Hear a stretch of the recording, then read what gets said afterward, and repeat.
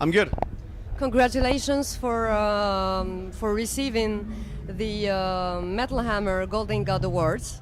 Thank you so much. It was a great honor.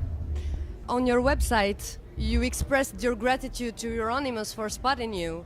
Do you still feel connected to this period of your life? Yeah, absolutely. I mean, if it weren't for people like Euronymous and, well, humbly spoken ourselves, it would never be in a strong Norwegian metal scene. I mean, imagine the metal scene we had in Norway and in the 80s. It was about nothing. It was like, you know, just a couple of hair metal bands. Thrash metal, extreme metal almost didn't existed, and there was like just a handful of people that actually took care of business and you know, started a whole genre. And Mayhem and Euronymous was actually the first ones to do so. So we have everything to thank him for. Your music works its way very gradually, actually, and each listening reveals something new. How do you approach the extra layers in the process of production? It's like, and this is also connected with Euronymous, because back in the days we were like some youngsters. We kind of created a scene, and we imagine this was actually, you know, kind of a ground zero thing. You know, we started took inspiration from a lot of different musical genres, not just metal. We of course metal too, but I mean we listened to a lot of progressive stuff, psychedelic rock, The Residents, Pink Floyd. So I mean, metal was just part of it, you know, part of the one of the elements of the creation of the music, and that goes for all the bands: Enslaved, Emperor, Immortal, Mayhem, all those bands. And our philosophy is like always try to make your own favorite music at the time being, contemporary favorite music. A pretty simple philosophy, but I mean it's important to have a broad musical field of inspiration, you know. Okay. Not I mean, in order to not stagnate, you know. What's the most stressful and sensitive step in the production process for you?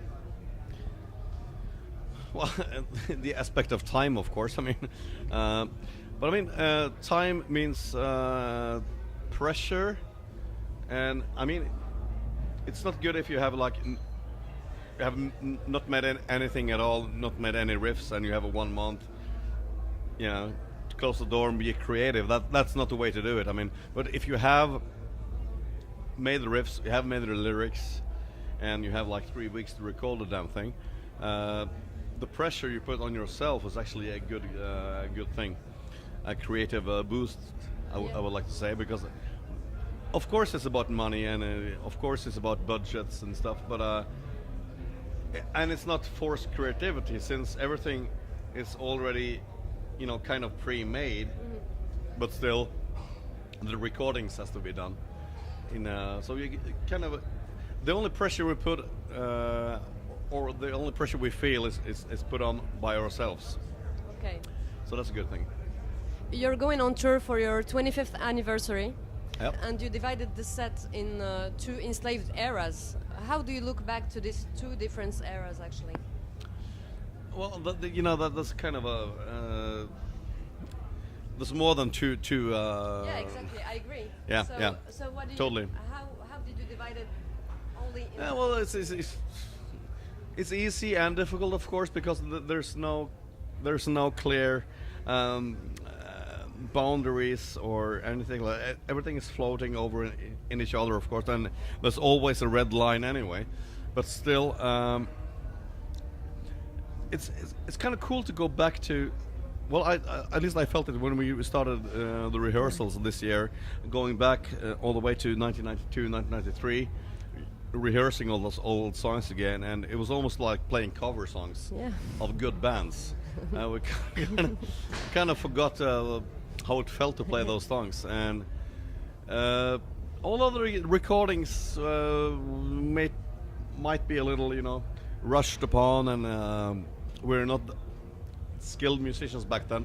But I mean, the energy is still evident there, and I think those tracks have a fantastic energy. So it's really, really enjoyable to play them again.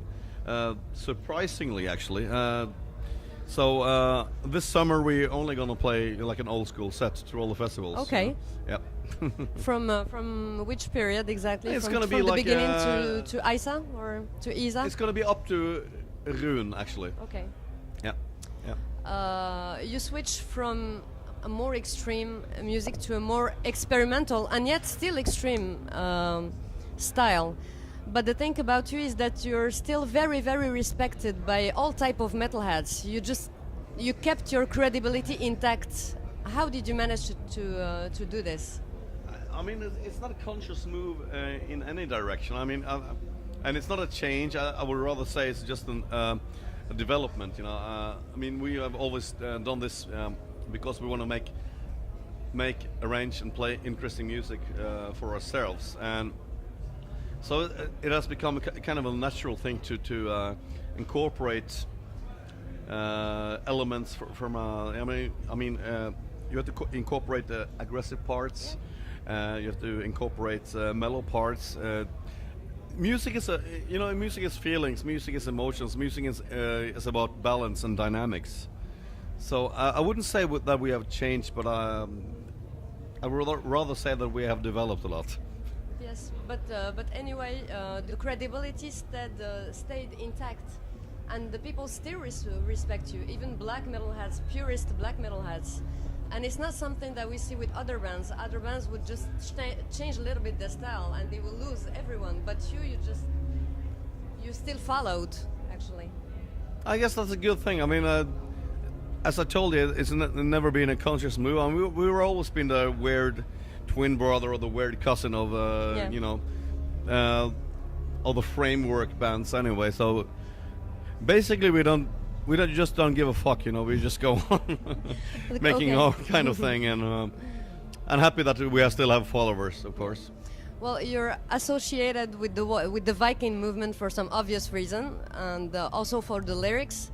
But it seems to me that your lyrics, you use the Nordic mythology, but to spread a more universal message. Maybe it's an invitation to an introspection, and a connection with its own culture and its own history, whatever.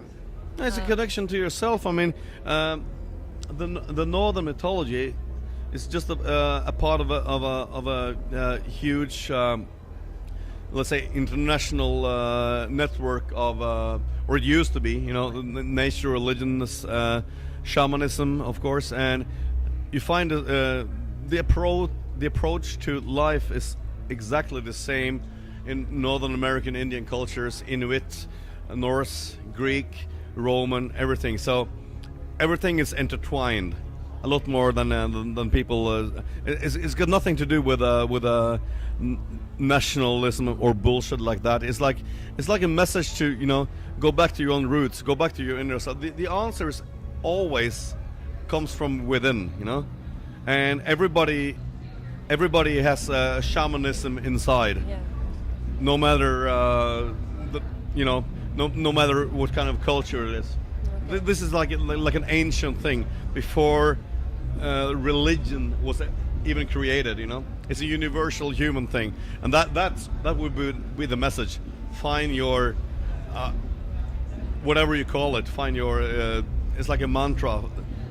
Find your soul. Find your saivo. Find your Yggdrasil. You know? I think that Pink Floyd is the best band in the world, and I know that this band is special for you. So I'm curious to know what's your favorite Pink Floyd album and why. Well, actually, my favorite, and I agree, of course, it's one of the best bands in the world.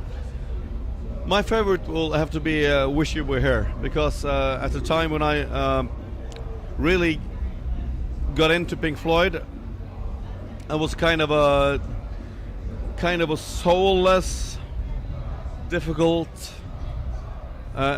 period in my life, and I remember someone gave me "Wish You Were Here." Actually, I got several copies of it.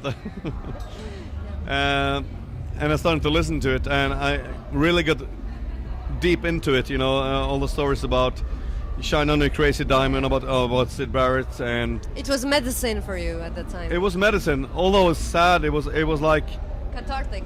yeah, I was connecting with that. It was almost like to, it was almost like being in nature, connecting with some primal forces. Okay.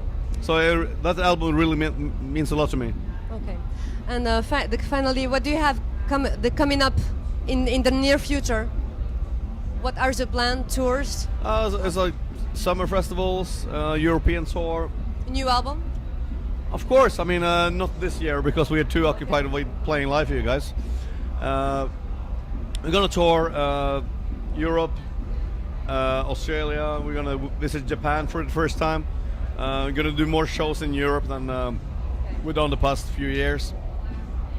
And we're gonna finish off with a show in the United States. And actually, we're gonna do the last show in this anniversary year. We're gonna perform in Bergen in our hometown. Yeah, of course. Okay. So everybody's invited, of course. Well, thank you very much for talking to us, and have an excellent show here in HELLFEST. Thank you so much.